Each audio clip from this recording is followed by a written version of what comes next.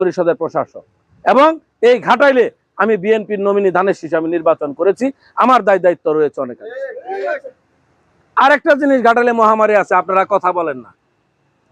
আমি আবার একটু ছুটকাটা মানুষ, আমার কথা অনেকেরই ভালো লাগে না, বলে যে এগুলা করলে তো মানুষ ভোট দিব না। যখন মাদকাসক্ত সমাজে অনেক ভোট আছে, এটি তো ভোট দিব না, ভোট না দিলে তো কিছু করার নাই, তার জন্য তো আমি খারাপ করে যাব না। হ্যাঁ, ঘাটাইলে এখন আমার কাছে ফোন করে, আপনাদের বলি, অনেক অসহায় মানুষ, এক মহিলা ফোন করে, অনেক বৃদ্ধ মানুষ ফোন করে, সুদের ব্যবসা। এইরকম সুদ আমি জীবনে কোনোদিন শুনি নাই, ইদানিং শুনতেছি। 1 লাখ টাকা একদিনে 20,000 টাকা, এক সপ্তাহে 30,000 টাকা। এটা কোনো কথা? এটা হইতে পারে? মানুষ বিপদে পড়ে নেয়। একজন লোক, একজন মহিলা, তিনি ইয়ের থেকে লোন নেয়, এনজিও থেকে বলছে যে আপনি এই লোনটা আজকে সুদ করলে কালকে আরেকটা লোন দিব।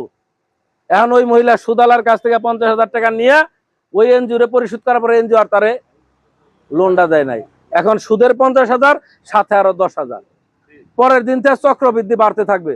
এখন মহিলার 14 গোষ্ঠী উদ্ধার করতেছে, বাড়িতেও যাইতে পারে না, রাস্তাঘাটে আটকায়। আবার এদের একটা বাহিনী আছে, তারা রাস্তাঘাটে আটকে অপমান করে। আপনাদেরকে এর বিরুদ্ধে কথা বলতে হবে। সুদ মুসলমানের জন্য হারাম, আপনাদের বিরুদ্ধে কথা বলতে হবে।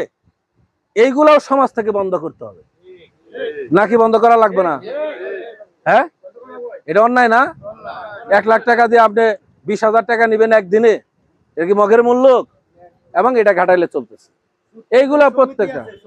এবং এই সুদ সমিতি আছে, ওই যে মিডিয়ার একজন বলছে, আমি আপনাদের কাছে অনুরোধ করি, আমাদের নেতা তারেক রহমান জিয়াউর রহমানের উত্তরসূরি, জিয়াউর রহমানের প্রতিচ্ছবি।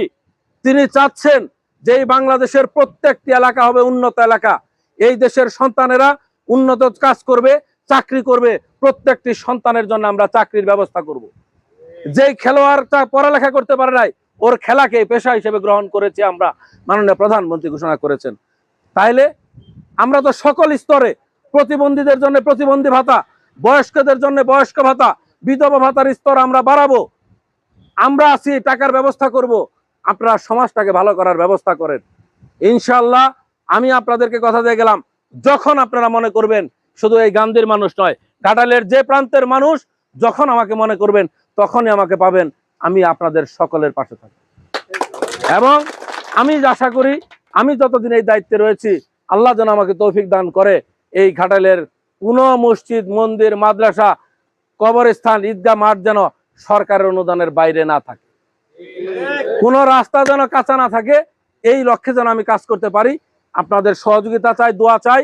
ইনশাআল্লাহ আগামীতে কিন্তু স্থানীয় নির্বাচন আছে, উপজেলা নির্বাচন আছে, মেয়র নির্বাচন আছে। বিএনপি ক্ষমতায়, আমরা উন্নয়ন চাই। আমার জেলা পরিষদের একটা দায়িত্ব দিছে আমার হাতে, বললামই তো 150-200 কোটি টাকার উন্নয়ন আছে, যা বাংলাদেশের কোনো মন্ত্রীর কাছেও নাই। কলম ধরলেই পারি, এই ক্ষমতা সরকার দিছে। মাথায় রাখেন, আপনারা আমাদেরকে সহযোগিতা করেন। আপনাদের দরকার উন্নয়ন, আপনাদের দরকার সুশাসন, মাদক মুক্ত সমাজ, সুদমুক্ত সমাজ, একটি উন্নত বাংলাদেশ, উন্নত ঘাটাইল, জনসন্তানের জন্য কর্মসংস্থানের ঘাটাইল। আমাদের দায়িত্ব হচ্ছে সেটা বাস্তবায়ন করা। ইনশাআল্লাহ তারেক রহমানের নেতৃত্বে আমরা বাস্তবায়ন করবই। সবাই ভালো থাকবেন, দোয়া করবেন।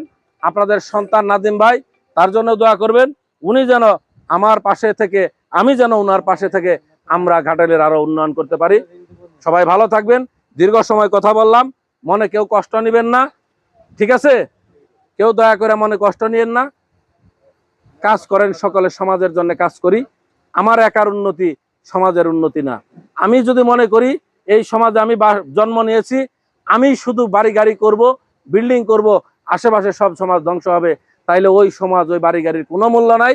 কারণ আমি এই সমাজে জন্মগ্রহণ করেছি, মানে আমি পরিবারের সদস্য, ওই সমাজের সদস্য, এই ইউনিয়নেরও আমি একজন নাগরিক। এটা মনে করে যেন আমরা কাজ করি, তাহলে দেখবেন সবকিছু সুন্দর হবে। ইনশাআল্লাহ আমরা আগামী দিনে একটা সুন্দর ঘাটাইল, মাদক মুক্ত ঘাটাইল বিনির্মাণ করব, এই আশা ব্যক্ত করে আপনাদের সকলকে আবারও ধন্যবাদ, কৃতজ্ঞতা জানিয়ে আমার বক্তব্য শেষ করছি। খুদা হাফেজ। বাংলাদেশ জিন্দাবাদ। শহীদ রাষ্ট্রপতি জিয়াউর রহমান অমর হোক, দেশনেত্রী বেগম খালেদা জিয়া অমর হোক, তারেক রহমান জিন্দাবাদ। আসসালামু আলাইকুম ওয়া রাহমাতুল্লাহি ওয়া বারাকাতুহু।